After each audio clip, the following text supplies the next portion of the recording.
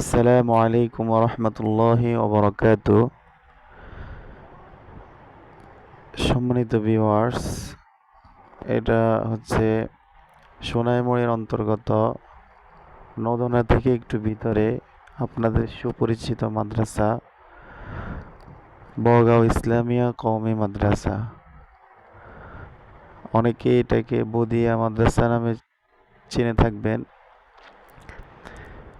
তো এক আল্লাহর বান্দা আজকে এই মাদ্রাসার সকল ছাত্রছাত্রীদেরকে মেহমানদারি করাইতেছেন।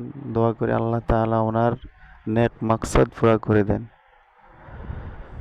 তো আমাদের মাদ্রাসার 3টে বিভাগ, নুরানি, হেফজ, কিতাব।